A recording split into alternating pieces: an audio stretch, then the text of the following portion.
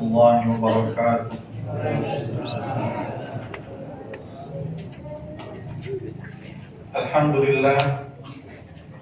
Alhamdulillah wa kafa wassalatu wassalamu ala man istafa Muhammad ibn Abdillah wa ala alihi wa ashabihi wa man ihtada. Qala Allah Ta'ala fi kitabihil karim, a'udzu billahi minasy syaithanir rajim. Ya ayyuhalladzina amanu taqullaha haqqa tuqatih wa la tamutunna illa wa antum muslimun. Wa qala ya ayyuhalladzina amanu kutiba alaikumus shiyam kama kutiba alal ladzina min qablikum la'allakum tattaqun. Wa qala Rasulullah sallallahu alaihi wasallam khairukum man ta'allama al-Qur'ana wa 'allamahu. وقال من صام رمضان إيمانا واحتسابا غفر له ما تقدم من ذنبه. Amma ba'd. Hadirin jamaah Masjid Al-Hidayah yang diberkahi Allah Azza wa Jalla. Alhamdulillah, kita bersyukur kepada Allah Ta'ala yang telah memberikan kepada kita kenikmatan yang luar biasa, yang bahkan sangat banyak, sampai Allah Ta'ala berfirman, wa in ta'uddu ni'matallah la tuhsuha. Seandainya kamu hitung nikmat yang Allah berikan kepada kamu, niscaya kamu tidak dapat menghitungnya. Sampai saat ini tidak ada sejarahnya ada orang yang menukar kepalanya dengan satu rumah mewah misalkan. Ada yang mau, Pak? Kepalanya saya tukar dengan mobil motor Vision saya. Berapa? Satu telinga deh, satu telinga. Ya, ada yang mau. Jarinya saya minta. Ya, satu aja nggak mau. Masya Allah. Maka maha benar Allah ketika berfirman wa in ta'uddu ni'matallah la tuhsuha. Niscaya kamu tidak akan mampu menghitungnya. Itu baru nikmat yang ada pada diri kita. Baru penciptaan dalam diri kita sudah tidak ternilai. Apalagi untuk urusan yang lain. Nafas kita, oksigen yang Allah berikan kepada kita. Beberapa waktu lalu ketika oksigen jadi langka, subhanallah, harganya mahal.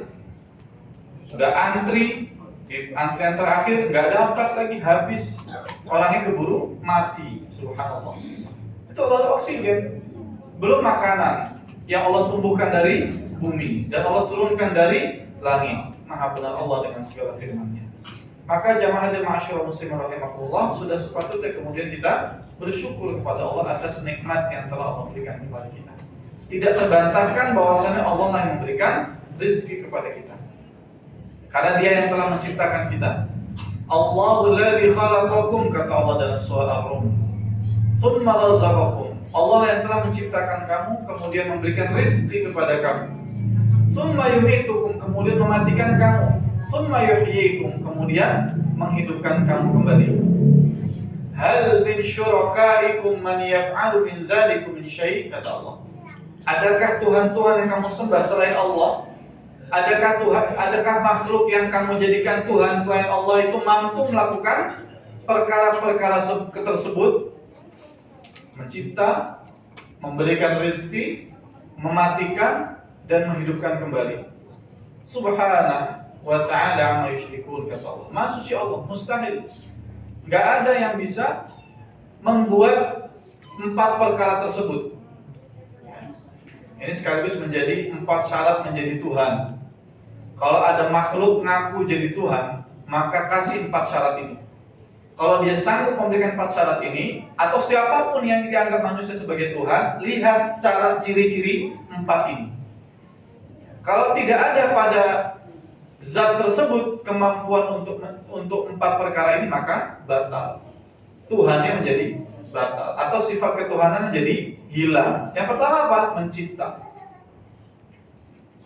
Loh, tapi Ustaz, itu banyak sekarang orang-orang bisa buat robot manusia, robot burung, robot macam-macam. Bahkan sudah ada sekarang robot yang mengerjakan di pabrik. Jadi manusia mulai disingkirkan, digantikan dominasinya oleh robot. Soalnya manusia suka kadang-kadang kalau lagi galau, hilang konsentrasi, berantakan kerjaannya. Jadi kalau robot enggak, lebih aman. Itu bukan mencipta, itu namanya membuat. Mencipta itu adalah mengadakan sesuatu yang belum pernah ada sebelumnya. Kenapa mereka buat robot? Karena ingin menggantikan peran manusia yang sudah ada sebelumnya. baik bentuknya apapun tugas-tugas yang dikerjakan. Orang buat pesawat tempur karena terinspirasi dari burung walet misalnya. Orang buat helikopter karena terinspirasi dari capung misalnya. Apalagi orang buat kapal selam karena terinspirasi dengan ikan-ikan di bawah laut. Subhanallah. Mencipta bisa nggak? Nggak bisa. Siapa yang kita anggap Tuhan di sini? Di dunia ini misalkan, sebut saja nama-nama dia adalah sebagai Tuhan. Tanya pertanyaan pertama, dia mencipta atau tidak? Dia Eden. Itu dia Edan, Pak. Harus digaris bawah itu dia Edan. Nggak bisa. Siapa lagi? Musaddiq. Apalagi? Musaddiq. Oh boleh tangkis. Apa benar Bapak ini kayaknya? Ngikutin sepertinya ya. Ya. Wah, aduh Ustaz, dia bisa gandakan uang. Mencipta dulu, bisa nggak mencipta? Kalau nggak bisa, batal yang pertama itu. Yang kedua, setelah menciptakan dia ngasih rezeki. Bisa nggak dia ngasihkan rezeki? Kita menganggap bahwasannya suami kita lah ini ibu-ibu nih hati-hati jadi jatuh kepada kesyirikan. Kenapa menganggap rezeki datang dari suaminya? Pas suaminya meninggal, ya Allah nanti siapa yang ngasih makan saya? Gimana anak-anak saya? Kok gimana? Orang dia punya Tuhannya kok. Karena manusia tidak bisa memberikan rezeki, siapapun itu. Pemerintah nggak bisa, perusahaan nggak bisa. Buktinya apa? Buktinya pandemi 2 tahun Pak, nggak ada bisa ngapa-ngapain. Teman-teman saya yang pernah travel, bisnis travel, dia bilang, Ustaz, ayo gabung travel kami Ustaz. Ini bisnis abadi, nggak akan rugi selama-lamanya. Subhanallah Pak. Harta orang travel itu terjatuh kepada kesyirikan. Saya bilang bagi Allah nggak ada yang sulit. Pandemi travel berantakan. Sebagian menjual perusahaannya. Kenapa? Nggak ada jalan ke Saudi. Ya memang Anda benar, Mekah Madinah itu nggak akan mati sampai akhir zaman. Tetapi nggak menyebabkan bisnis ente juga jadi abadi seperti keberadaan Mekah dan Madinah. Mati Pak. Menunjukkan apa? Bukan makhluk yang ngasihkan rezeki, Allah Azza wa Jalla. Ya. Ada kan yang begitu kan sampai semangat, cuannya travel itu besar banget ya untuk umroh haji misalkan. Semangat, ayo Ustaz gabung. Bisnis abadi nggak akan rugi. Kalau perusahaan lain bisa rugi, ini nggak akan bisa rugi. Kenapa? Karena tujuannya jelas, Makkah Madinah. Pasarnya jelas, umat Islam ratusan juta di Indonesia. Ya. Orang Serdang aja ini kalau dikumpulkan tiap bulan berangkat, udah itu. Ya, tiap bulan bapaknya ongkang kaki aja, dapat keuntungan dari travel. Tapi buktinya apa? Bukan itu yang mendatangkan rezeki kepada Anda, tapi Allah Azza wa Jalla. Begitu pandemi bubar semua. Nggak yang travel, nggak perusahaan besar, kecil, apalagi yang kecil baru buka bisnis, tiba-tiba pandemi, buka restoran, buka warung kafe, ya kan? Ternyata pandemi berantakan. Allah yang memberikan rezeki. Law istama'atil insu wal jinnu ala ayyanfa'uka bi syai'in, kata Nabi dalam satu hadisnya, lam yanfa'uka bi syai'in illa qad katabahu Allahu lak. Kalau seandainya seluruh manusia dan jin bersatu padu untuk apa? Memberikan manfaat kepada Anda, memberikan kebaikan kepada Anda. Lam yanfa'uka bi syai'in, maka manfaat itu tidak akan sampai kepada Anda. Kebaikan itu tidak akan sampai kepada Anda. Bantuan itu tidak akan sampai kepada Anda. Illa qad katabahullahu lak, kecuali memang kebaikan itu, manfaat itu, bantuan itu memang sudah jatahnya untuk Anda. Ketabrak mobil, terus aja masuk rumah sakit, satu masjid ngumpulin uang, ya, kekumpulan biaya pengobatan 100 juta, di tengah jalan dirampok orang. Jatahnya nggak sampai, nggak akan sampai. Tetapi kalau jatahnya sampai memang untuk dia, maka berbagai cara dirampok tetap, peristiwa perampokan tetap, tapi pelunasan administrasi dilakukan oleh hamba Allah yang lain dengan nilai yang sama, 100 juta rupiah. Kalau sudah jatahnya manfaat itu sampai, akan sampai kepada orangnya, berapapun manusia mencoba untuk menghalanginya. Nabi SAW berhijrah dari Makkah ke Madinah. Kalau hitung-hitungan manusia pasti dikejar, pasti mati. Tapi karena Allah inginkan manfaat sampai kepada Nabi, cahaya Islam ingin terus disempurnakan oleh Allah sampai ke muka bumi ini, maka orang Quraisy tidak bisa menangkap Nabi. Bahkan harus ada drama apa? Ada drama burung merpati buat sarang di depan gua. Ada drama sarangnya tertutupi dengan laba-laba dalam satu malam. Kalau Allah berkehendak manfaat itu sampai kepada Anda, maka dia akan sampai bagaimanapun caranya. Suka atau tidak suka orang-orang yang membenci Anda itu. Dan sebaliknya, la istamatil insu wal jinnu ala yadurruka bi syai'in la yadurruka bi syai'in illa qad katabahu Allahu 'alaika.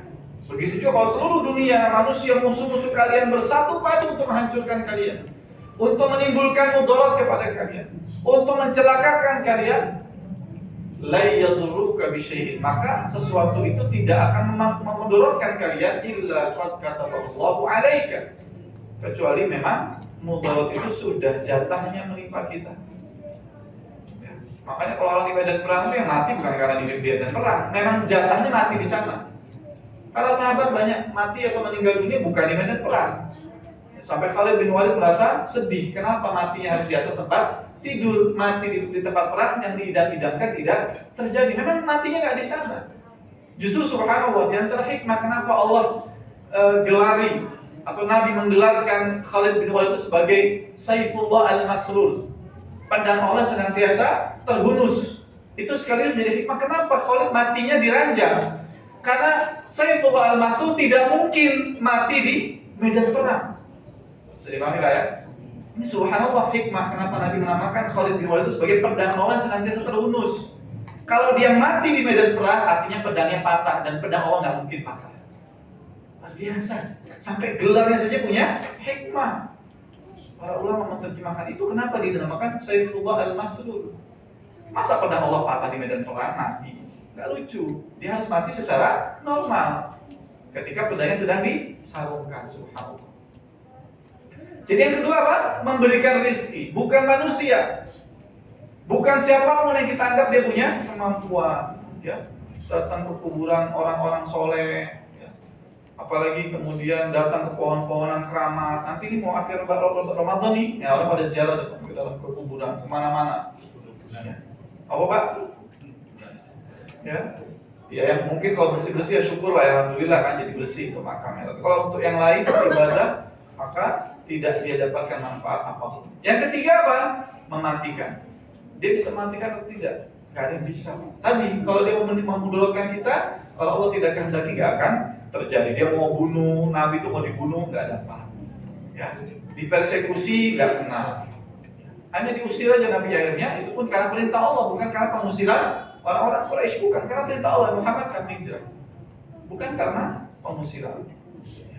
Bisa nggak mematikan kita? Nggak bisa. Itu seperti tadi yang kita bacakan dalam surah Al-Baqarah di surat Isya tadi, alam taru ilal ladzi hajja Ibrahim fi rabbih.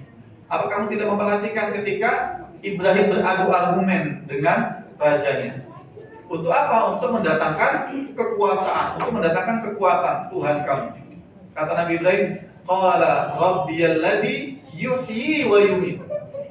Kata Ibrahim, Tuhanku adalah yang menghidupkan dan yang mematikan. Apa kata Namrud? Qala ana uhyi wa umiit. Kata Namrud, saya juga bisa menghidupkan dan mematikan. Tapi logika yang dipakai oleh Namrud apa? Dia panggil budaknya, yang satu dia bunuh, yang satu dia biarkan hidup. Tuh lihat, saya menghidupkan, membiarkan dia hidup dan mematikan.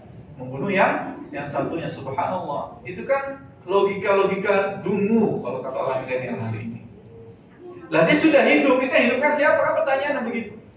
Dua budak yang kamu panggil itu sudah hidup sebelumnya. Pertanyaannya siapa yang menghidupkan?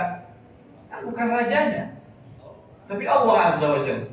Tiba-tiba mematikan, tuh saya matikan dan membiarkan hidup. Itu namanya logika dungu, ya. Apa kata Ibrahim? Oke, nggak apa-apa. Katakanlah saya terima logika itu, kata Ibrahim. Qala fa innallaha ya'ti minal masyriq. Fa innallaha ya'ti bisyamsi minal masyriq. Kata Ibrahim, Tuhanku itu mendatangkan matahari dari timur, mengeluarkan matahari dari timur. Fa'ti biha minal maghrib. Besok kamu keluarkan dia dari barat. Fabuhital ladzi kafar. Diam 1000 bahasa, nggak bisa jawab. Kenapa? Memang bukan kemampuan manusia.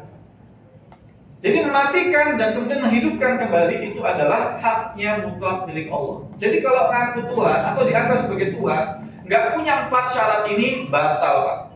Udah, nggak usah cari Tuhan yang lain. Ini sampaikan juga kepada teman-teman yang misalkan non-muslim, tanyakan kepada dia, Tuhan kamu itu mencipta enggak? Buktinya apa? Oke, bisa menciptakan, ngasih rezeki atau tidak? Buktinya apa? Kalau nggak bisa, udah nggak usah disembah. Ngapain? Tuhan kok nggak punya kemampuan apa-apa. Apa kata Allah? Qul man yaf'alu min dzalika min syai', kata Allah Azza wa Jalla. Thumma razaqakum thumma yumitukum thumma yuhyikum hal min syurakaikum man yaf'alu min dzalika min syai', kata Allah. Apakah orang-orang yang kamu jadikan Tuhan selain Allah itu mampu melakukan 4 perkara tersebut? Maka kata Allah, mustahil, tidak akan mungkin bisa melakukan semua itu. Subhanahu wa ta'ala amma yusyrikun. Jamaah hadirin ma'asyiral muslimin rahimakumullah, maka kita patut bersyukur karena kita punya Allah Azza wa Jalla, ya, Tuhan yang satu, yang maha sempurna dan tidak ada duanya. Maka sudah sepatutnya kemudian kita menjadikan Allah sebagai satu-satunya dan tidak menduakannya, alias tidak berbuat syirik kepadanya. Jamaah hadirin ma'asyiral muslimin rahimakumullah, dan kita sebagai bentuk kesyukuran kita kepada Allah Azza wa Jalla mempertemukan kita di bulan Ramadan ini, dan kita sudah mau berada di akhir-akhirnya. Ya, ini kita patut syukuri kepada Allah karena masih memberikan umur, masih memberikan nafas, masih memberikan kesehatan, masih bisa i'tikaf. Itu Masya Allah. Untuk apa? Untuk meminta pengampunan dari Allah Azza wa Jalla. Maka Nabi mengajarkan kepada kita di 10 hari terakhir itu doa yang sangat luar biasa. Allahumma innaka afuwun tuhibbul afwa fa'fu anni. Kenapa? Karena Nabi pernah menyampaikan kepada kita, celaka orang yang bertemu bulan Ramadan, kemudian habis masa bulan Ramadan itu berlalu, dia tidak diampuni oleh Allah Azza wa Jalla. Apa sebabnya? Sebabnya boleh jadi karena kita tidak minta doa kepada Allah. Sebabnya boleh jadi kita tidak melaksanakan ketaatan kita karena Allah.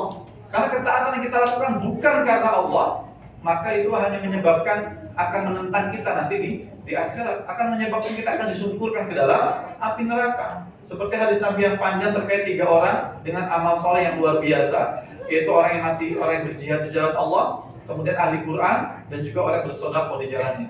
3-tiganya semuanya amal yang luar biasa, tetapi ketika diminta persaksian oleh Allah Azza wa Jalla, untuk apa kamu lakukan itu semua? Dia menyebutkan kebaikan-kebaikannya. Saya bersedekah di jalanmu, saya mengajarkan manusia Al-Quran, saya juga berjihad menegakkan kalimatmu. Kata Allah, kamu berdusta. Kenapa? Kamu hanya ingin disebut sebagai pemberani. Kamu hanya disebut sebagai orang yang wah suaranya bagus, juara dunia. Kamu pengen disebut sebagai orang yang dermawan.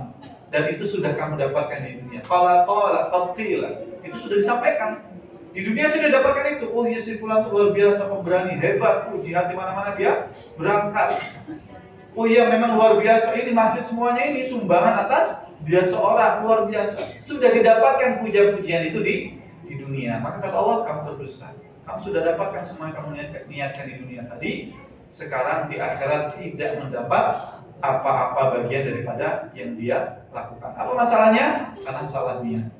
Jadi ketaatan yang kita lakukan, kenapa tidak mendapat ampunan dari Allah? Boleh jadi karena kita melaksanakan ibadahnya bukan karena Allah.